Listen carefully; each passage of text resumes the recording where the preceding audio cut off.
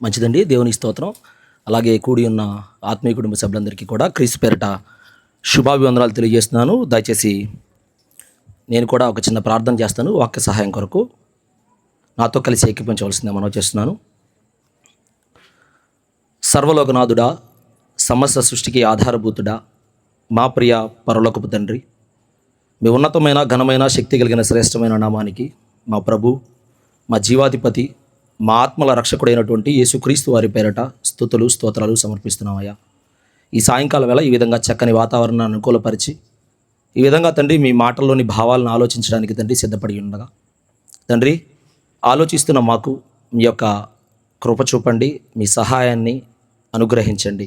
తద్వారా మా మనస్సులను నా తండ్రి నూతనపరుచుకోవడానికి, అలాగే మా మనస్సులను మీకు అతి సమీపంగా తీసుకురావడానికి తండ్రి మీ యొక్క సహాయాన్ని, మీ ఆత్మ సహాయాన్ని అర్థిస్తూ తద్వారా తండ్రి మేము ఎల్లప్పుడూ తండ్రి మీకు అతి సమీపంగా ఉండడానికి కృప చూపమని కోరుకుంటూ క్రీస్తు వారి పేరట ఈ చిన్ని ప్రార్థన అడిగి వేడుకొని పొంది ఉన్నాం కన్న తండ్రి, ఆమేన్.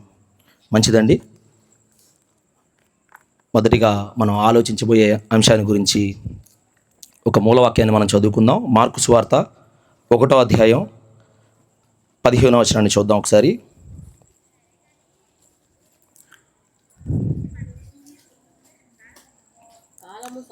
పద్నాలుగు 15 2 వచనాలు కలిసి ఉన్నాయి కనుక, యోహాను చెరపట్టబడిన తరువాత యేసు, కాలము సంపూర్ణమై ఉన్నది, దేవుని రాజ్యము సమీపించి ఉన్నది, మారు మనసు పొంది సువార్త నమ్ముడని చెప్పుచు దేవుని సువార్త ప్రకటించుచు గలిలయకు వచ్చెను. క్రీస్తునందు ప్రియమైన దేవుని వారలారా, ఇక్కడ మనకు ప్రధానంగా ఈ వచన భాగంలో మొదటగా యోహాను చెరపట్టబడిన తరువాత అనే ప్రస్తావన చేయడం జరిగింది. ఇక్కడ యోహాన్ అంటే ఎవరండి? మార్కు సువార్తలో ఇక్కడ లేఖనాన్ని బట్టి యోహాన్ అంటే ఎవరు? బాప్తిస్మమిచ్చు యోహాను గారు. బాప్తిస్మమిచ్చు యోహాను గారు చెరపట్టబడిన తరువాత అనే విషయాన్ని ఇక్కడ ప్రస్తావించడం జరుగుతుంది. బాప్తిస్మమిచ్చు యోహాను గారు ఎందుకు చెరపట్టబడ్డారు? ఇక్కడ చాలామంది క్రైస్తవులు ఉన్నారు, వారు ఎన్నో సార్లు ప్రసంగాలు వినే ఉంటారు. బాప్తిస్మమిచ్చు యోహాను గారు ఇక్కడ చెరపట్టబడ్డారని రాయబడింది. ఎందుకు చెరపట్టబడ్డారు? ఎవరికైనా విన్న వాక్య అనుభవంలోంచి ఏమైనా జ్ఞాపకాల్లో ఉన్నాయా? సరే, ఒకసారి మనం వచనాన్ని చూద్దాం. ముందుగా బాప్తిస్మమిచ్చు యోహాను గురించి మనకి సుపరిచితమే. ఎవరు అంటే ఆయన ప్రభు మార్గాన్ని సిద్ధపరచడానికి వచ్చిన ప్రవక్త. ఆయన అంటే ప్రభువు కంటే ముందుగా ఒక 6 నెలలు ఆనాడు గలిలయ ప్రాంతంలో జన్మించిన, యూదయ గలిలయ ప్రాంతంలో జన్మించినటువంటి ఒక ప్రవక్త. యేసుక్రీస్తు వారి కంటే ముందుగా ఆయన మార్గాన్ని సిద్ధపరచడానికి వచ్చిన వ్యక్తి. ఆయన ప్రభు మార్గాన్ని సిద్ధపరుస్తూ ఆయన దేని గురించి ప్రకటన చేస్తాడు? ఆయన మనందరికీ తెలుసు, మారు మనసు నిమిత్తమై. ఒకసారి ఆ వచనాన్ని చూద్దాం మనం.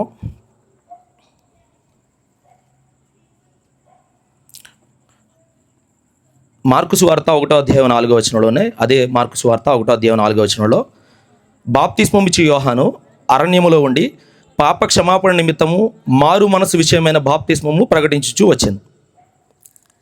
ఇక్కడ యోహాను గారి గురించి మాట్లాడుతూ ఆయన పాప క్షమాపణ నిమిత్తం, అలాగే మారు మనసు విషయమైన బాప్తిస్మం ఇచ్చుచు అని ఒక విషయాన్ని ప్రస్తావన చేయడం జరిగింది. అంటే ఇక్కడ ఆయన పాప క్షమాపణ నిమిత్తం, అలాగే మారు మనసు నిమిత్తం. ఇప్పుడు బాప్తిస్మం ఇచ్చి యోహాను గారు చెరపట్టబడ్డారు. ఇప్పుడు ఆయన గురించి మనం వింటున్న వచనాలు ఏంటంటే, ఆయన బాప్తిస్మం ఇచ్చుచూ ఉన్నాడు, మారు మనసు పొందండి అని చెప్పి ఆనాటి యూదయ సమరయ ప్రాంతంలో ప్రకటిస్తూ ఉన్నాడు.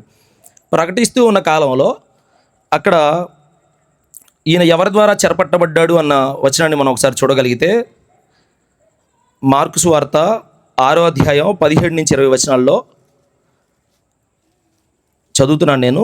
హేరోదు తన సహోదరుడు ఫిలిప్పు భార్య అయిన హేరోదియాను పెళ్లి చేసుకున్నందున యోహాను, నీ సహోదరుని భార్యను చేర్చుకున్నట నీకు న్యాయం కాదని హేరోదుతో చెప్పిన గనుక ఇతడు ఆమె నిమిత్తము యోహానును పెట్టి తెప్పించి చెరసాలలో బంధించి ఉండెను. హేరోదియా అతని మీద పగబట్టి అతని చంపగోరును కానీ ఆమె చేత కాకపోయాను. ఎందుకనగా యోహాను నీతిమంతుడును పరిశుద్ధుడునగు మనుష్యుడు అని హేరోదు ఎరిగి అతనికి భయపడి అతనికి కాపాడుచూ వచ్చాను. అతని మాట వెళ్ళినప్పుడు ఏమీ చేయను తోచకపోయినాను, సంతోషంతో వినిచుండెను. ఈ వచన భాగాలన్నింటిలో కూడా బాప్తిస్మం ఇచ్చి యోహాను గారు ఆనాడు రాజుగా ఉన్నటువంటి ఆ గలిలయ ప్రాంతానికి హేరోదు అని ఆయన తన సహోదరుని ఫిలిప్ అయినటువంటి తన సహోదరి భార్యను ఉంచుకున్నాడనే వచనం ఇక్కడ కనబడుతుంది. వేరొక స్వార్థలో చెప్పబడింది పెళ్లి చేసుకోవడం అని ఇక్కడ ఉన్నప్పటికీ ఆయన ఉంచుకున్నాడు అంటే అది దైవికమైన చట్టపరంగా అది అన్యాయం. ఇప్పుడు పరిశుద్ధుడిగా అలాగే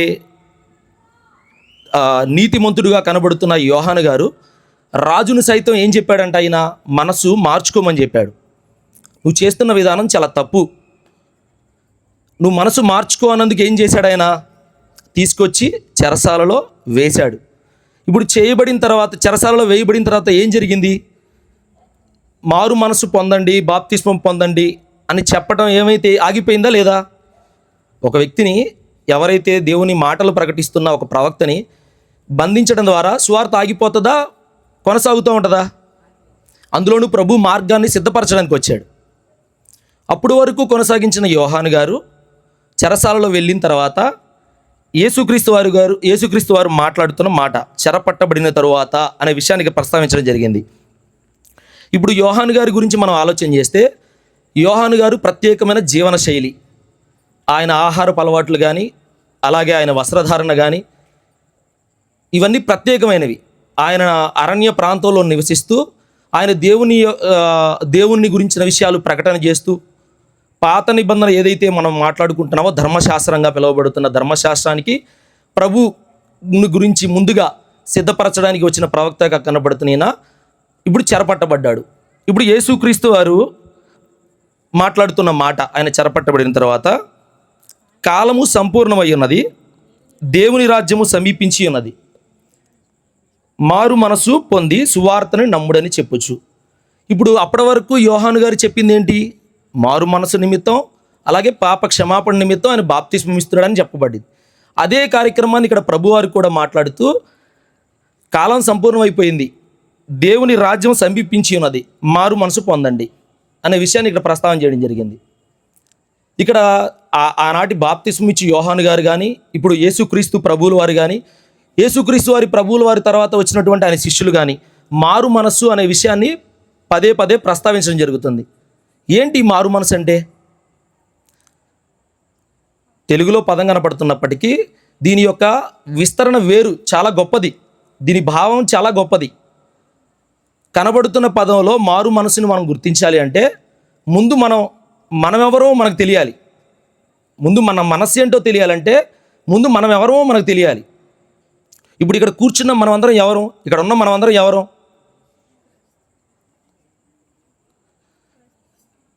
క్రీస్తును నమ్మి క్రైస్తవులుగా బ్రతుకుతున్న క్రైస్తవులైనా లేకపోతే క్రీస్తుని నమ్మకుండా క్రైస్తవేతరులైనా ఇక్కడ ఉన్న వీళ్ళందరూ ముందుగా మనందరం ఎవరు అంటే కులాలు ప్రాంతాలు వేరైన వర్ణ వర్గాలు ఈ భేదాలన్నీ తీసి పక్కన పెడితే మనందరం ఎవరు? మనుషులం. మన ప్రారంభ స్థితి ఎక్కడి నుంచి వచ్చింది?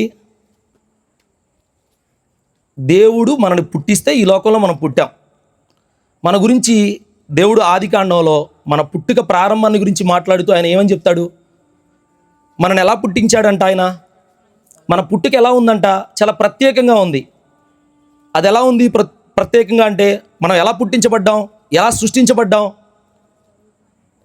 మనందరికీ తెలుసా వచనం, మనం దేవుని పోలిక చొప్పున వచనం చదవండి ఒకసారి. దేవుడు తన స్వరూపమందు నరుని సృజించెను, దేవుని స్వరూపమందు వానిని సృజించెను. చాలండి, ఇక్కడ స్త్రీనిగాను పురుషునిగాను, స్త్రీ పురుషులు ఇరువురు కూడా ఆయన పోలికలోనే చేయబడిన వారు అన్నప్పుడు ఇక్కడ ఆయన పోలిక అన్నప్పుడు మనం ఆయన లాంటి ఆలోచన, ఆయన లాంటి మనస్సు మనకు అర్థం కావడం కోసం దేవుని లక్షణాలు ఏవైతే ఉంటాయో అవన్నీ కూడా ఆయన పరిశుద్ధుడు కనుక మనల్ని కూడా పరిశుద్ధంగానే పుట్టించాడు. మన లక్షణాలన్నీ కూడా మన మానసిక లక్షణాలు, మన మనసు లక్షణాలన్నీ కూడా ఎలా ఉన్నాయి? పరిశుద్ధంగానే ఉన్నాయి.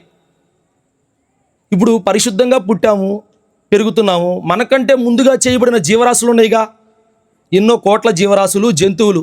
వాటన్నిటికీ లేని బుద్ధి ఎవరికి ఇచ్చాడంట? మనిషికే ఇచ్చాడు. అదే విషయాన్ని యోబు గ్రంథంలో కూడా ఒక విషయాన్ని ప్రస్తావన చేస్తాడు. ఒకసారి ఆ వచనం చదువుదాం. భూజంతువుల కంటే మనకు ఎక్కువ బుద్ధి నేర్పుచు, 35వ అధ్యాయం 11వ వచనం. ఆకాశ పక్షుల కంటే మనకు ఎక్కువ జ్ఞానం కలుగజేస్తున్నా నన్ను సృజించిన, అంటే మనను సృష్టించిన దేవుడు ఎక్కడున్నాడని వెతికేవారు ఎవరూ లేరంట. ఇక్కడ వచనంలో రాయబడుతూ భూజంతువుల కంటే ఎక్కువ జ్ఞానం, బుద్ధి ఆకాశ పక్షుల కంటే జ్ఞానాన్ని నేర్పిస్తున్నాడు, అలాగే కలుగు చేస్తున్నాడంట ఆయన మనకి. ఈ సమస్త జీవరాశులు ఏవైతే ఉన్నాయో ముందుగా చేయబడినప్పటికీ వాటికి లేని ఏదైతే మానసిక స్థితి, మానసిక ఆలోచన ఏదైతే ఉందో అది దేవుడి ద్వారా మనకు కలిగింది. ఏ జీవరాశికి కూడా ఇది లేదు. మనం ప్రత్యేకమైన మనుషులం, ఆయన ద్వారా చేయబడిన మనుషులం. ఇప్పుడు ఇలాంటి మనిషి కాలక్రమేణా ఏం జరిగింది అంటే వారిలోకి పాపం ప్రవేశించింది. మొదటి మానవుడు ఏదైతే అవిధేయత చేయటం ద్వారా మన మూల పురుషుడైనటువంటి ఆదాము గారు భూమి మీద పాపం చేయడం ద్వారా, అంటే దేవుని ఆజ్ఞను అతిక్రమించడం ద్వారా పాపం ఎంటర్ అయింది. పాపం ద్వారా మరణం ఎంటర్ అయింది. మరణం ద్వారా ఈ పాపం అనేది ఏది అంటే మనస్సు చెడిపోవడం. దేవుడిచ్చిన మంచి మనస్సాక్షి ఏదైతే ఉందో దాన్ని చెడు చేసుకున్నాం మనం. ఇప్పుడు కయ్యను తర్వాత వచ్చిన సంతతి వీళ్ళ మనసు చెడిపోయింది. ఇప్పుడు వీళ్ళందరినీ ఉద్దేశించి కొన్ని తరాలు గడిచిన తర్వాత కయ్యను తర్వాత వారి సంతతి ఎవరైతే వచ్చేసిన తర్వాత నోహు జలప్రళయానికి ముందుగా, మనందరికీ తెలుసుగా, జలప్రళయం జరగడానికి ముందుగా దేవుడు మనుషులందరినీ ఉద్దేశించి మాట్లాడిన, మనుషుల మనసులందరినీ ఉద్దేశించి మాట్లాడిన మాట ఒకసారి చూద్దాం. అది ఆదికాండం 6వ అధ్యాయం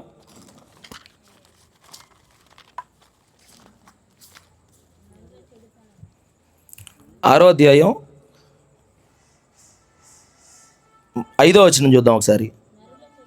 నరుల చెడుతనము భూమి మీద గొప్పదనియు, వారి హృదయం యొక్క తలంపుల్లోని ఊహ అంతయు ఎల్లప్పుడూ కేవలం చెడ్డదనియు యెహోవా చూసి తాను భూమి మీద నరులను చేసినందుకు యెహోవా సంతాపము నొంది తన హృదయంలో నొచ్చుకెనను.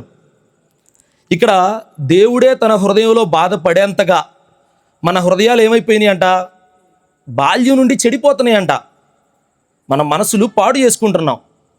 ఇప్పుడు ఇలా పాడైపోతున్న మానవ హృదయాలని బాగు చేయాలనే ఉద్దేశంతో అప్పటి వరకు పాడైపోయిన మనుషుల్ని జలప్రళయం ద్వారా నాశనం చేసినప్పటికీ మరలా నీతిమంతుల పిల్లల ద్వారా నీతిమంతులు, అలాగే మనస్సు ప్రభు లాంటి మనసు కలిగిన, దేవుని లాంటి మనసు కలిగిన వ్యక్తులు ఉత్పన్నం అవ్వాలని ఆయన కోరుకున్నప్పటికీ, కానీ కాలక్రమేణా మరలా ఏం జరుగుతుంది, మనసులు పాడైపోయిన వ్యక్తులే ఎక్కువ మంది అయిపోతున్నారు. ఇప్పుడు అలాంటి సమాజంలో దేవుడు కొంతమంది తన ప్రజల్ని ఎన్నుకొని, ఇశ్రాయేలు ప్రజల్ని ఏం చేశాడు అంటే వారికి ఒక నిబంధన చేశాడు. దాన్నే మనం ఏమంటున్నాం, పాత నిబంధన.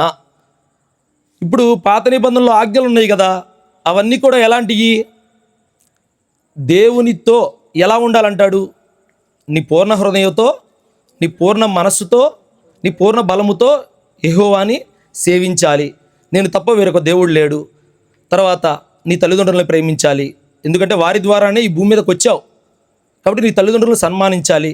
తర్వాత నీ చుట్టూ ఉన్న వారు ఎవరైతే ఉంటారో ప్రేమించాలి అన్న మాటలు ఏవైతే ఉన్నాయో పాత నిబంధనలో, అవన్నీ ఎందుకు చెప్పాడు అంటే మన మనస్సు ఏదైతే ఉందో అది దేవుని మనస్సు, అలా ఉండాలని కోరుకుంటున్నాడు.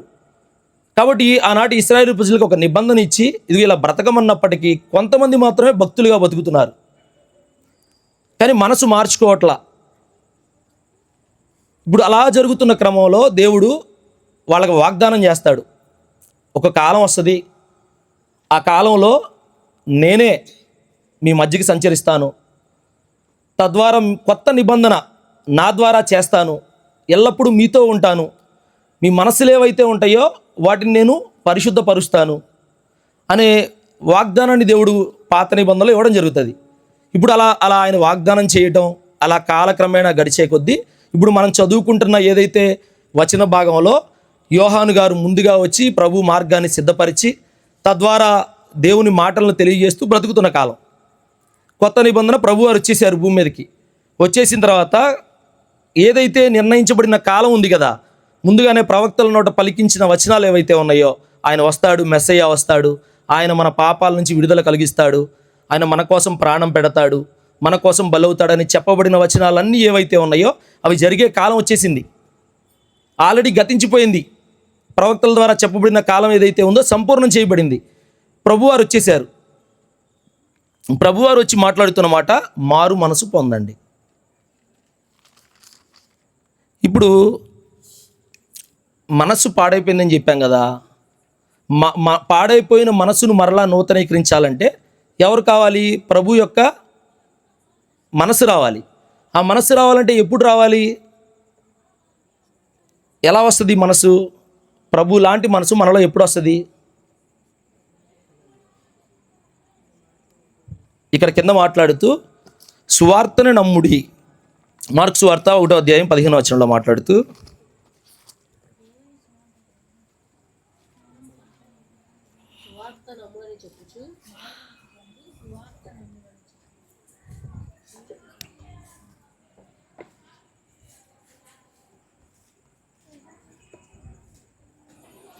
మార్కు సువార్త 1వ అధ్యాయం 15వ వచనం,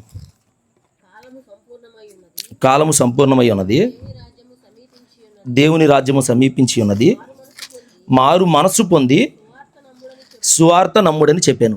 ఇప్పుడు ఇక్కడ కనబడుతున్న వచ్చిన భాగంలో మనం ఇప్పుడు దాకా ఏమని ఆలోచించామంటే మన మనసు పాడైపోయింది. ఏ విషయాల్లో పాడైపోయింది? దేవుని లాంటి లక్షణాలు మనలో ప్రతిబింబించకుండా పాపం అనేది మన జీవితంలో ఎంటర్ అవ్వడం ద్వారా మన తల్లిదండ్రులను కానీ అలాగే మన చుట్టూ ఇరుగు పొరుగు ఉన్న వారిని కానీ దేవుణ్ణి గుర్తించే విషయంలోనే వెనకబడిపోయాం మనం. కాబట్టి ఈ మనసు ఏదైతే ఉందో ఇది మనం మార్చుకోవాలి. మార్చుకోవడం అంటే ఎలా జరుగుతుంది? అది ఈ మారు మనసు అనే దాన్ని ఇంగ్లీష్లో ఏముంటుందంటే రిపిటెన్స్, అంటే పశ్చాత్తాపపడటం. అంటే గత జీవితంలో నా మనసు పాడైపోయిందని గుర్తించి ప్రభువారు చెప్పినప్పుడు దేవుని రాజ్యం సమీపించింది అన్నాడు. అక్కడ దేవుని రాజ్యం సమీపించింది. మనకి ప్రత్యేకంగా ప్రభువారు చాలా విషయాల్లో మాట్లాడుతూ దేవుని రాజ్యం గురించి ఏమంటాడు ఆయన? అది మీ మధ్యనే ఉన్నది దేవుని రాజ్యం. ఇక్కడ ఉన్నదని అక్కడ ఉన్నదని వీలు పడదు. అది మీ మధ్యనే ఉన్నది. ఎవరైతే గుర్తిస్తారో ఆ రాజ్యంలోకి వారే ప్రవేశిస్తారు. పరలోక రాజ్యాన్ని గురించి ఆయన చాలా ఉపమానాలు చెప్తాడు ఆయన. అంటే దేవుని రాజ్యం అంటే ఏంటి అంటే దేవుని అధికారం మన జీవితాలలో మన మనసుల మీద నెరవేరాలి. దేవుని అధికారానికి మన మనసులో చోటు ఇవ్వాలి. అలా చోటిచ్చే మనుషులు లేరు. వారి సొంత ఆలోచనల చేత పాడైపోయిన మనసులు, కల్మషమైన మనసుల చేత బతుకుతున్నారు ఇలాగా. ఇప్పుడు ఇలా బ్రతుకుతున్న వారిని మనసు మారండి అని ఆ ప్రభువారి కంటే ముందుగా వచ్చినటువంటి యోహాను గారు కూడా మాట్లాడుతూ పదే ఒకసారి యోహాను గారు మాట్లాడినప్పుడు ఆ మార్కు సువార్త ఒకసారి లూకా సువార్త 3వ అధ్యాయం 2వ వచనంలో 3వ అధ్యాయం 3వ వచనం నుంచి చదువుతాం ఒకసారి.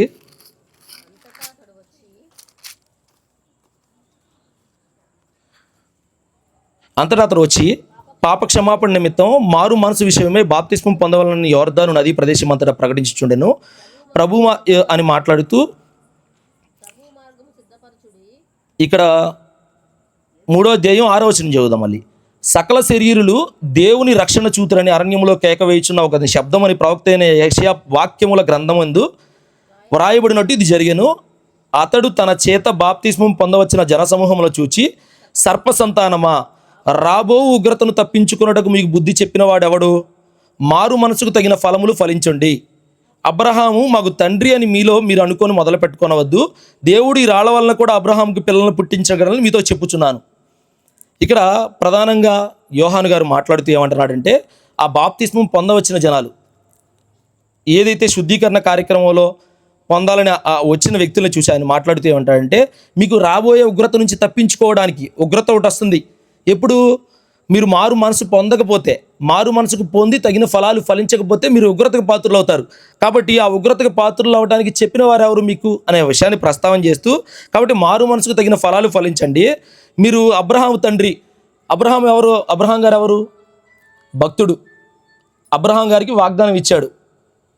ఏమని? ఆకాశ రేణువులంత విస్తారమైన నక్షత్రాలను గల జనాంగంగా మీ జనాంగాలను చేస్తాను, మీరు వృద్ధి పొందుతారు, ఆశీర్వదించబడతారు అంటాడు.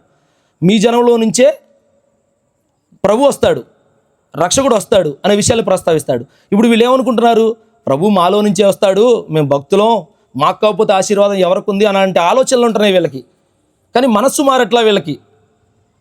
పేరుకేమో దేవుని పిల్లల్లాగా ఉన్నారు, కానీ మనస్సు మాత్రం మారకుండా వారి ఆలోచనలు ఎలా ఉన్నాయంటే పైన ఎలా ఉన్నాయి? వారు సర్ప సంతానం లాగా ఉన్నాయంట. సర్ప సంతానము చెరుపు చెవి పిల్లల్లాగా ఉన్నారంట. పాడు చేస్తున్నారు. ఇలాంటి పాడు చేసే పిల్లలు అంటాం కదా, మనం పాడు చేసే పిల్లలు అంటూ ఉంటాం కదా, అలాంటి పిల్లల్లాగా ఉన్నారంట. కాబట్టి ఇలాంటి వారిని ఉద్దేశించి కాబట్టి మీరు ఫలించండి అని మాట్లాడుతూ కింద వచనాల్లో ఎలా ఉంటుందంటే వాళ్ళు అడుగుతారు, కొంతమంది సామాన్యమైన ప్రజలు అడుగుతారు, ఏంటి ఆయన ఆయన ఏమంటాడంటే, గొడ్డలి వేరు చెట్టబడి ఉంచబడి ఉన్నది కనుక మంచి ఫలము ఫలించని ప్రతి చెట్టు నరకబడి అగ్నిలో పడవేయబడుతుంది. కాబట్టి ఇప్పుడు ఆయన మాట్లాడుతూ ఇక్కడ గొడ్డలి వేరు చెట్లన ఉంచబడి ఉన్నది కాబట్టి మంచి ఫలాలు ఫలించండి అంటున్నాడు. అంటే నరకడానికి సిద్ధంగా ఉంది ఒక చెట్టుని చూపిస్తున్నాడు. చెట్టు ఏదైతే ఉందో ఫలాలు ఫలించకపోతే నరకడానికి మనం గొడ్డలు పెట్టి సిద్ధంగా ఎలాగైతే ఉంటుందో, మీరు కూడా ఫలించకపోతే ఆయన ఉగ్రతకి పాత్రులు అవుతారు, జాగ్రత్త, కాలం చాలా తక్కువగా ఉంది, కాబట్టి మీరు మార్పు చెందండి అనే విషయాన్ని ఇక్కడ ప్రస్తావన చేస్తున్నాడు. దీని వెనకాల యోహాను గారి మాటల్లో కూడా కాలాన్ని ప్రస్తావన చేస్తున్నాడు. కాబట్టి ఎప్పుడో కాదు, మీరు మనసు మార్చుకొని దేవుని రాజ్యం వైపు తిరగండి, దేవుని తట్టు తిరగండి అని చెప్తుంటే వాళ్ళు అడిగిన ప్రశ్న ఒకసారి మనం చూద్దాం, ఒకసారి చదివి ముందుకెళ్దాం. వాళ్ళు 3వ అధ్యాయం 10వ వచనం, లూకాసు వార్త 3వ అధ్యాయం 10వ వచనం, జనులు అలాగైతే మేమేమి చేయవాలని అడుగుగా. ఇక్కడ ప్రధానంగా జనులు అడిగిన ప్రశ్నకు యోహాను గారు మాట్లాడుతున్న మాట మారు మనసుకు తగిన ఫలం, అంటే పశ్చాత్తాపపడి మనసు మార్చుకొని బ్రతకాలంటానికి నిదర్శనంగా ఏం చేయాలో చెప్తున్నాడు ఇక్కడ వాళ్ళు అడిగిన ప్రశ్నకు.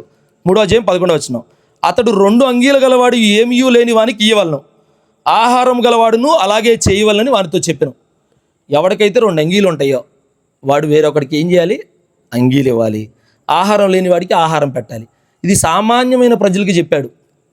అంటే వాళ్ళు ఏం చేయట్లా, ఒకనాడు తన పొరుగువానికి ఇవ్వట్లేదనే కదా, మారు మనసుకు తగిన ఫలాలు ఫలించట్లేదు అన్నాడు కదా సర్పసంతానం అని. సర్పసంతానం ఏం చేయరంటే సామాన్యమైన ప్రజలైనప్పటికీ తన తోటి ప్రజలకి సహాయం చేయరంట. సాధారణమైన విషయాలు, ఆహారం పెట్టడం. మన ఇంటికి అడుక్కునేవాడు వస్తే మనం ఆహారం పెడతామా లేదా? చిపో అంటామా పద్దాకలా? అనం కదా. ఎక్కడో ఒకళ్ళది ఉంటుంది అలాంటి కఠినమైన మనసు. కానీ ఇలాంటి మనసు కూడా లేకుండా బతికే వాళ్ళని, మారు మనసు లేకుండా బతికే వాళ్ళని అంటాడు ఆయన. ఇప్పుడు ఇలా చేయమని చెప్తాడు. తర్వాత 12వ వచనంలో, సుంకరులను బాప్తిస్మం పొందవచ్చి బోధకుడా మేమేమి చేయవాలని అతను అడుగగా, అతడు మీకు నిర్ణయించిన దానికంటే ఎక్కువ తీసుకోవద్దని చెప్పాను. ఇక్కడ సుంకరులు అంటే ఎవరు? ట్యాక్స్ కలెక్టర్స్, అంటే పన్ను వసూలు చేసే అధికారులు. ఇప్పుడు వాళ్ళు వచ్చి మేమేం చేయాలి, బాప్తిస్మం పొందవచ్చి మేమేం చేయాలయ్యా, మారు మనసు పొందమంటున్నావు కదా, మారు మనసు పొంది ఏం చేయాలి, మేము మనసు మార్చుకోవడం అంటే ఏంటి, మా మనసు ఎలా ఉంది అన్నప్పుడు ఈయన మాట్లాడుతూ ఏమంటాడంటే కింద, మీకు నిర్ణయించబడిన దానికంటే ఎక్కువ తీసుకోవద్దని వారితో చెప్పాను. అంటే నిర్ణయించబడిన దానికంటే ఎక్కువ తీసుకుంటున్నారు. నైతిక విలువలు లేవు ఆనాటి ఎవరికి? సుంకరులకి. కాబట్టి మీరు నిర్ణయించబడిన దానికంటే ఎక్కువ తీసుకోవద్దు, మీకు నిర్ణయించబడింది తీసుకోండి అని మాట్లాడుతున్నాడు అక్కడ. తర్వాత కింద సైనికులతో మాట్లాడుతూ సైనికులు అడిగిన ప్రశ్నకి కింద 14వ వచనంలో, అతడు ఎవరిని బాధ పెట్టకయు ఎవరి మీద అపనింద మోపకయు మీ జీవితాలలో తృప్తి పొంది ఉండుడని వారితో చెప్పాను. ఇక్కడ సైనికులు అంటే సెక్యూరిటీ డిపార్ట్మెంట్. సహజంగా పోలీసులు ఏం చేస్తారు, మనకి ఎక్కువగా సైనికులు అన్నప్పుడు సెక్యూరిటీ డిపార్ట్మెంట్ కానీ లేకపోతే రక్షణ వ్యవస్థ కానీ పోలీసులు కానీ వీళ్ళందరూ వచ్చేది దానికోసమేగా, ఆ డిపార్ట్మెంట్లోకి వచ్చేది. ఇప్పుడు వీళ్ళు మామూలుగా సహజంగా పోలీసులు ఉన్నారు, ఎక్కువగా వాళ్ళు ఎవరిని హింసిస్తారు, ఎవరిని బాధిస్తారు మనకు సహజంగా తెలిసింది. ఇప్పుడు ప్రాథమికంగా సమాజంలో అధికారం ఎలా కొనసాగుతుందంటే డబ్బున్నోడిదే రాజ్యం. డబ్బు లేదా వాడిని ఏం చేస్తున్నారు, అక్రమంగా కేసులు పెట్టి వాడిని బాధిస్తూ ఉంటారు. సో అలాంటి తత్వం ఆనాటి సమాజంలో కూడా ఉంది. అది మనసు మారకపోవడం అనమాట. ఇప్పుడు సమాజంలో ఇలాంటి లక్షణాలు మానవ సమాజంలో ఎందుకు వస్తున్నాయి? ఆనాటి సమాజంలో కాదు, ఈనాటి సమాజంలో కూడా మనస్సు మారని జనాంగం ఇలాగే ప్రవర్తిస్తూ ఉంటారు. కాబట్టి ఈ మనసు మారి మీరు ఫలాలు ఫలించడం అంటే ఇది చెయ్యండి మీరు అని చెప్తున్నాడు. అంటే ప్రాథమికంగా ఇవి కూడా చేయలేకపోతే ఎలా? అంటే వారి వృత్తి ధర్మాలలో వాళ్ళు ఎలా ఉండాలి అంటే, వాళ్ళ మనస్సు ఎలా ఉండాలి అంటే ఇతరుల పట్ల ఇలాంటి భావన ఉండాలి వాళ్ళకి. కాబట్టి ఈ యోహాన్ గారు మాట్లాడుతూ ఇలా చెప్తూ ఉంటాడు. ఇప్పుడు ప్రభువారు కూడా వచ్చి ఇదే విషయాన్ని ప్రస్తావన చేస్తూ, మీరు మనస్సు మార్చుకోండి, దేవుని రాజ్యం మీ మధ్యనే ఉంది. దేవుని రాజ్యం అంటే మనం ఇందాక ఏమనుకున్నాం, ప్రభువారు దేవుని అధికారం కలిగిన ఒక వ్యక్తి. ఆయన గురించి లేఖనాలు ఎన్నో విషయాలు చెప్పినాయి. ఆయన ఈ లోకానికి వచ్చి ఆయన గురించి మనకి ఒకసారి చూద్దాం.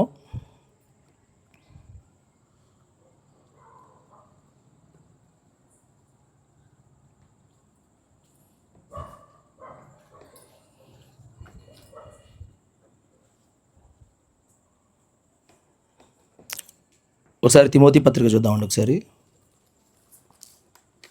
లేదా అపోస్తుల కార్యం ముందు మొదటిగా చూద్దాం. 17వ అధ్యాయం 22వ వచనం నుంచి 31 వచనాల వరకు మనం అంత చదవలేం కాబట్టి అక్కడ ఉన్న సందర్భాన్ని నేను చెప్పే ప్రయత్నం చేస్తాను. అపోస్తుల కార్యం 17వ అధ్యాయం 22 నుంచి 31 వచనాల వరకు అపోస్తుడైన పౌలు గారు, అంటే యేసుక్రీస్తు వారి శిష్యుడైనటువంటి పౌలు గారు మాట్లాడుతున్న మాటలోని సందర్భాన్ని ఒకసారి గుర్తు తెచ్చుకుందాం. అక్కడ ఏథెన్సు ప్రాంతం, అంటే ఇప్పుడు మనం ఏవైతే నాగరికత అభివృద్ధి చెందిన ప్రాంతంగా మనం అనుకుంటున్నాం కదా, ఇప్పుడు మనం ఎప్పుడున్నామంటే క్రీస్తు శకం 2025 సంవత్సరంలో మనం ఉన్నాం. ఇప్పుడు ఈ సందర్భం ఎప్పుడుది అంటే మొదటి శతాబ్దం, అంటే 100 సంవత్సరాల మధ్య కాలంలో జరిగిన విషయాలు. 70 60 అంటే క్రీస్తు పుట్టిన తరువాత ఒక 60 సంవత్సరాల 50 సంవత్సరాల కాలంలో జరిగిన విషయాలు. ఇప్పుడు ఆనాటి కాలంలో ఇప్పుడున్న టెక్నాలజీ లేదు, అయినప్పటికీ జ్ఞానులు ప్రపంచంలో ఒకవేళ ఎక్కువ అన్ని విషయాల పట్ల ఆలోచన చేసేవాళ్ళు అంటే ఎవరు అంటే ఆనాటి ఏథెన్స్ ప్రాంతం. అక్కడి నుంచే నాగరికత పుట్టింది, వెలసిల్లింది అని మనం ఎన్నో చరిత్ర ఆధారాలు ఉన్నాయి. అంటే వాళ్ళు జ్ఞానవంతులు, వాళ్ళు ప్రతి విషయం మీద ఆలోచనలు చేస్తూ ఉంటారు, తర్కిస్తూ ఉంటారు. అయితే పౌలు గారు ప్రయాణం చేస్తూ యేసుక్రీస్తు వారి శిష్యులు ఆ ప్రాంతానికి వచ్చినప్పుడు ఆ ప్రాంతంలో ఉన్న పరిస్థితులు ఎలా ఉంటాయంటే విగ్రహాలు, బహు విగ్రహారాధన చేస్తూ ఉన్నారంట. అంటే దైవారాధన ఎక్కువగా ఉంది. వాళ్ళు అనుకుంటున్న దైవారాధన ఏదైతే ఉందో, మనిషికి దేవుడు అంటాంగా మనం, మనిషికి దేవుడిని చేసుకుని ఆరాధిస్తున్న ప్రాంతం అది. ఇప్పుడు అలాంటి ప్రాంతంలో పరిశీలన చేస్తూ ప్రయాణం చేస్తూ వస్తున్న పౌలు గారు పరితాపం పొందలేక అక్కడ జరుగుతున్న పరిస్థితిని చూసి ఆయన మనసులో పరితాపం ఉంది. అక్కడ పరిస్థితిని చూసి ఒక సభలోకి, అరియోపగ్ అనే సభలోకి ఆయన వచ్చి మాట్లాడుతున్న మాటల్లోని భావన ఒకసారి చూద్దాం. ఒకసారి ఆయన మాట్లాడుతూ ఏమంటాడంటే, ఏథెన్సు ప్రజలారా, మీరు అన్ని విషయాల్లో చాలా భక్తిపరులుగా ఉన్నారని నేను చెప్తున్నా అంటాడు. అంటే అక్కడ భక్తిపరులు అంటే దేవుడు తెలుసు అని కాదు, వాళ్ళు అనుకుంటున్న దైవం మతపరమైన అంటాం కదా, అంటే వాళ్ళు ఏవైతే అనుకుంటారో ఆ మతపరమైన భక్తే కానీ నిజమైన సత్య సంబంధమైన భక్తి కాదు అది.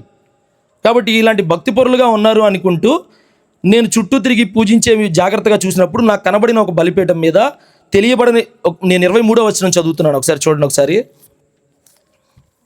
చూస్తూ ఉండండి. కాబట్టి మేము నీకు చెప్పినట్టు ఇక్కడ ఒక విషయాన్ని మాట్లాడుతూ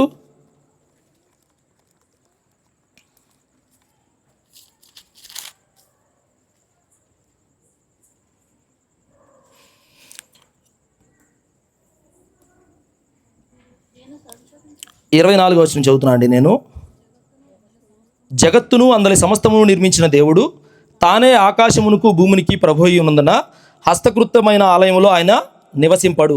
ఇక్కడ దేవుని గురించిన లక్షణాలు ఆయన తెలియజేస్తూ, ఆయన హస్తకృతమైన మనుషులు చేసిన మందిరాలలో ఆయన నివాసం ఉండడు. అది ఏదైనా కానీ మనుషులు కేవలం దేనికోసం అంటే మనుషులు నివాసం ఉండడానికి, అందులో దైవికమైన కార్యాలు చేయడానికి ఏర్పాటు చేసుకుంటారు. అది చర్చ్ అయినా, మసీద్ అయినా, లేకపోతే మరి ఏదైనా కానీ అందులో నివాసం ఉండడు. ఆయన ఎందులో ఉంటాడని నివాసం ఉంటాడని చెప్పాడు ఆయన మనకి. నీ హృదయంలోనే, నీ మనస్సులోనే ఉండాలనుకుంటున్నాడు. ఆ అధికారం నువ్వు ఉండాలని కోరుకుంటున్నాడు. కానీ మనుషులమైన మనం ఏం చేస్తామంటే ఒక మందిరాలు ఏర్పాటు చేసి అందులో ఆయన్ని పెట్టాలనుకుంటాం. కాబట్టి పౌలు గారు మాట్లాడుతూ ఆయన ఉండడయ్యా అలాంటి మందిరాలలో అని మాట్లాడుతూ కింద చూద్దాం. అక్కడ ఆయన అందరికీ జీవమును ఊపిరిని సమస్తమును దయచేయవాడు గనుక తనకు ఏదో కొదువై ఉన్నట్టు మనుషుల చేతిలో సేవింపబడువాడు కాడు. ఇక్కడ ఆయనకేదో కొదువై ఉన్నట్టు అన్నప్పుడు మనం మామూలుగా ఆయనకి అది లేదండి, ఆయన అదంటే ఇష్టం అండి, ఆహార పదార్థాలు. ఇప్పుడు ఆయన మనలాంటి మనిషి కాదు, ఆయనకి ఏది కొదువు ఉండదు. సర్వలోకం ఏవైతే ఉందో ఆయన ద్వారా కలిగింది. ఆయనే మనకిస్తున్నాడు, మనకి జీవాన్ని ఇస్తున్నాడు, మనకి ఆహారాన్ని ఇస్తున్నాడు. ఆయనకి మనం ఏమి ఇవ్వగలం? తిరిగి ఏమి ఇవ్వగలం ఆయనకి? మన హృదయం తప్ప. కానీ మనం ఏమనుకుంటున్నాం, ఏదో ఇస్తే ఆయనకి మనం ఆయన ఏదో కొదువుందనే ఆలోచనలు చేస్తూ ఉంటాం మనం. అందుకనే సమాజంలో చాలా రకరకాల భిన్నాభిప్రాయాలు ఏర్పడినాయి. దేవుడికి అదంటే ఇది ఇష్టం, ఇదంటే ఇది ఇష్టం అని వారు రకరకాల దైవాలను ఆరాధించుకుంటూ వారికి అర్పణలు అర్పిస్తున్నారు. కాబట్టి ఆ విధానం తప్పు అనే విధానాన్ని ఇక్కడ ఆనాటి ఏథెన్సు ప్రాంతంలో ఉన్న భక్తిపరులుగా పిలువబడుతున్న వారికి పౌలు గారు, యేసుక్రీస్తు వారి శిష్యుడైనటువంటి పౌలు గారు చెప్తున్నమాట. ఆయన మాట్లాడుతూ ఒక ప్రారంభ విషయాన్ని మాట్లాడుతున్నాడు. మరియు యావత్ భూమి మీద కాపురం ఉండుటకు ఆయన ఒకరి నుండి ప్రతి జాతి మనుషులను సృష్టించి వారు ఒకవేళ దేవుని తడవులారి కనుగొందురేమో అని తన్ను వెదుకు నిమిత్తము నిర్ణయ కాలములను వారి నివాస స్థలము యొక్క పొలిమేరములను ఏర్పరచెను. ఇప్పుడు దేవుడు ఏం చేశాడంట మనుషులకి, ఇక్కడ వచనంలో మనం చదివి, యావత్ భూమి మీద కాపురం ఉండుటకు మనిషికి ఏమి ఇచ్చాడు? నివాస స్థలాన్ని, ఒక నిర్ణయ కాలాన్ని ఏర్పాటు చేశాడంట భూమి మీద. ఇప్పుడు నిర్ణయ కాలం అంటే కొంతకాలం నిర్ణయించాడనేగా, ఏ కాలంలో పుట్టాలో ఆయనే నిర్ణయించి ఈ భూమి మీదకి పంపిస్తున్నాడుగా. ఇది మన ప్రమేయం లేదు కదా ఆయనకి. అంటే కాలాలు ఎవరి ఆధీనంలో ఉంటాయి అంటే దేవుని ఆధీనంలో ఉన్నాయి. ఎవరు ఏ కాలంలో పుట్టాలో ఆయనే నిర్ణయించి పంపిస్తాడు ఈ భూమి మీదకి. దేనికోసం పంపిస్తున్నాడంట? మనం కాపురం ఉండి ఏం చేసుకోవాలి? మనం పిల్లలు సంతోషంగా ఉండి గడిపి ఈ జీవనాన్ని ముగిస్తే సరిపోతుందా? యాంత్రికంగా మనం తిని తాగి పడుకొని సంతోషించి ఆనందిస్తే సరిపోద్దనా మనం పంపిస్తుంది? ఎందుకోసం పంపిస్తున్నాడంట? దేవుణ్ణి తడవులాడి వెతికి కనుగొనాలంట. మనం ఇందాక అనుకున్నాం కదా ప్రారంభంలో, మొదటి మనిషిని దేవుడు చేస్తే కాలక్రమేణా వాళ్ళు ఏమైపోయారు? వాళ్ళ మనసు ఈ భూ సంబంధమైన విషయాల్లో నరమాతృలు అయిపోయారు అంటారు అక్కడ. ఆ వారి అక్రమ విషయంలో వారి మనసు పాడైపోయింది. వారు కేవలం శరీరాలు ధరించిన వ్యక్తులుగా ప్రవర్తిస్తున్నారు. వాళ్ళలో నేను పెట్టిన మనస్సు ఏదైతే ఉందో దాన్ని ఆలోచించడం మానేశారు. వాళ్ళ మనసుని పాడు చేసుకున్నారు. ఇప్పుడు దేనికోసం వాళ్ళకి ఇచ్చిన మనసు అంటే, నన్ను వెతికి నాలా ప్రవర్తించాలని ఇచ్చాను, నాలాంటి లక్షణాలు ప్రతిబింబించాలని ఇస్తే వాళ్ళు ఏం చేశారంట? పాడైపోయింది వాళ్ళ మనస్సు. కాబట్టి అందుకోసమే ఇచ్చాడు అని మాట్లాడుతున్నాడు. అని మాట్లాడుతూ కింద వచనం చదువుదాం ఒకసారి.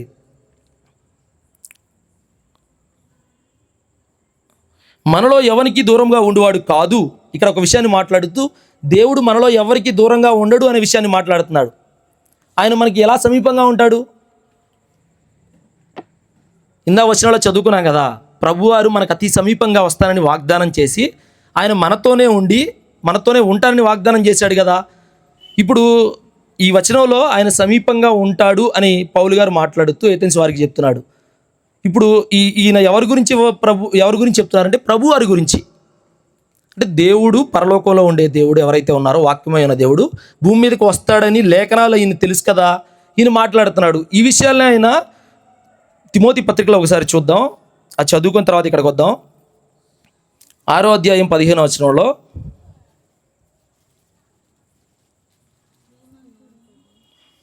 శ్రీమంతుడును అద్వితీయుడునగు సర్వాధిపతి యుక్త కాలముల యందు ఆ ప్రత్యక్షతను కనబరుచును. ఆ సర్వాధిపతి రాజులకు రాజును ప్రభువులకు ప్రభువునై ఉన్నాడు. ఇక్కడ ఒక పదాన్ని వాడుతున్నాడు, శ్రీమంతుడు అద్వితీయుడు సర్వాధిపతి యుక్త కాలమందు ఆ ప్రత్యక్షతను కనబరుచును.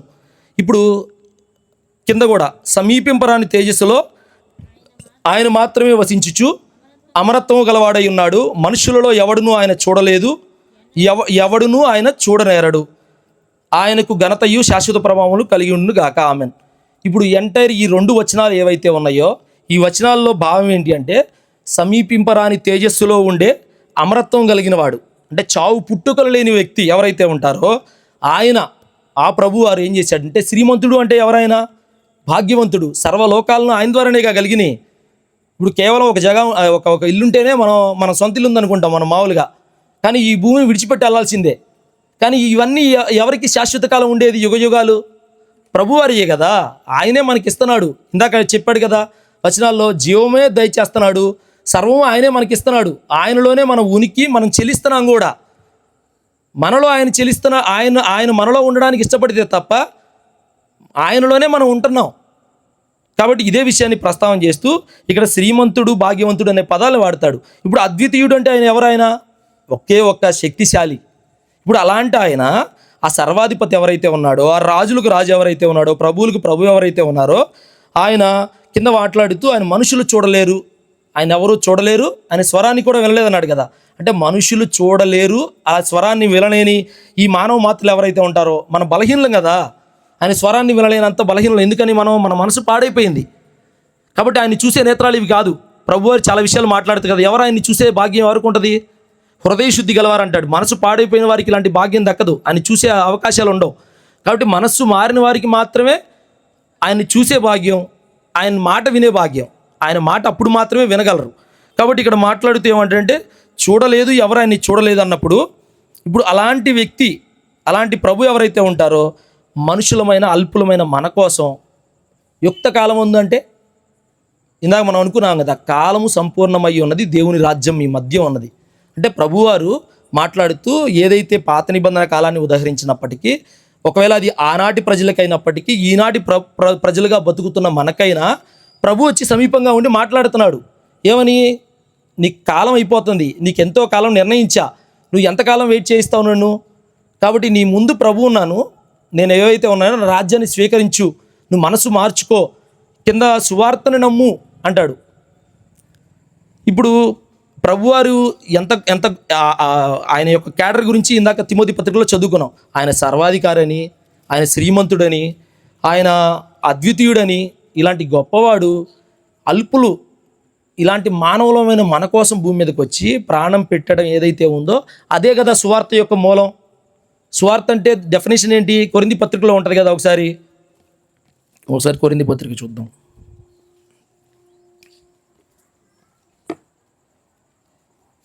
పదిహేనో అధ్యాయం 1-4 ఇక్కడ పౌలు గారు మాట్లాడుతూ, మరియు సహోదరులారా, నేను మీకు ప్రకటించిన సువార్త మీకు తెలియపరచుచున్నాను, మీరు దానిని అంగీకరించి దాని యందే నిలిచి ఉన్నారు. మీ విశ్వాసము వ్యర్థమైతేనే కానీ నేను ఉపదేశ రూపకముగా సువార్త మీకు ప్రకటించుతానో ఆ ఉపదేశమును మీరు గట్టిగా పట్టుకునే ఎడల ఆ సువార్త వల్లనే మీరు రక్షణ పొందువారై ఉన్నారు. ఇక్కడ సువార్త ఏదైతే ఉందో దాన్ని నమ్మటం వల్ల, అంగీకరించడం వల్ల ఏమొస్తుందని చెప్తున్నాడు? రక్షణ వస్తుందంట. ఇప్పుడు ఈ రక్షణ కింద మాట్లాడుతూ, నాకు ఇయ్యబడిన ఉపదేశం మొదట మీకు అప్పగించిన అదేమనగా, కింద ఆయన చెప్తున్నాడు అదేంటంటే రక్షణ, ఆ సువార్త ఏంటి అంటే ఏంటి? లేఖన ప్రకారం క్రీస్తు మన పాపం నిమిత్తం మృతి పొందెను, సమాధి చేయబడిను, లేఖనముల ప్రకారం 3వ దినమున లేపబడెను.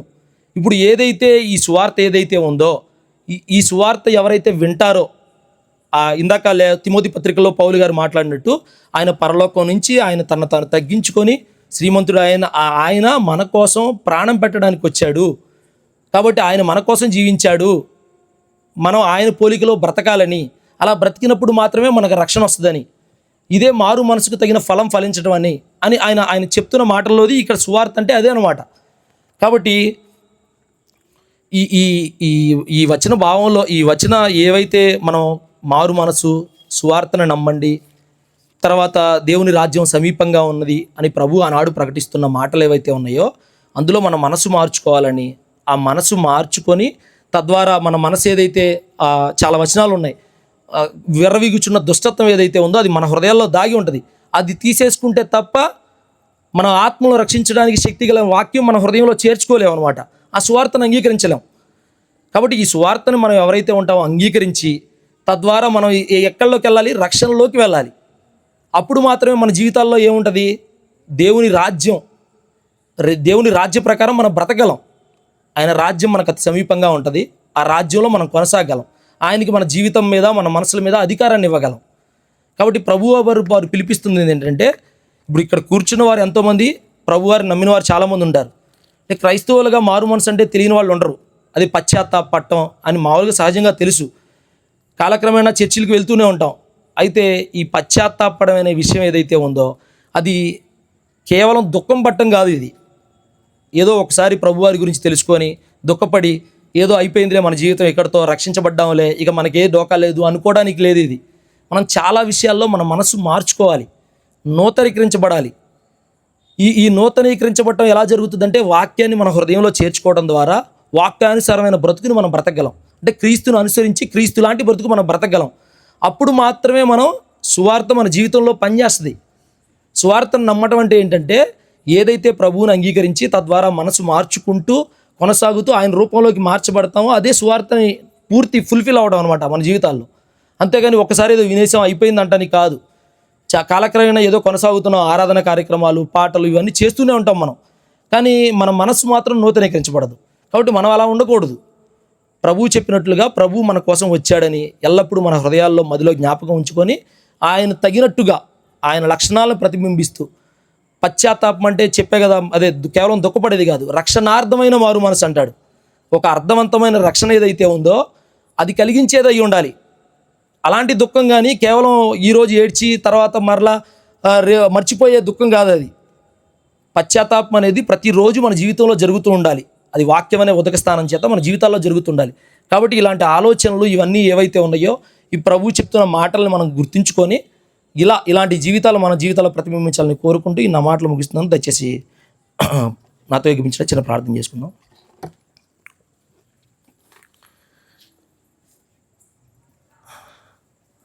సర్వాధికారి అయిన మా ప్రియ పరలోకపు తండ్రి, పరిశుద్ధుడా, మా ప్రియ పరలోకపు తండ్రి, మరొకసారి ఈ సాయంకాల వేళ మా ప్రభు రక్షకుడైనటువంటి యేసుక్రీస్తు వారి పేరట స్తుతులు స్తోత్రాలు చెల్లిస్తున్నానయ్యా.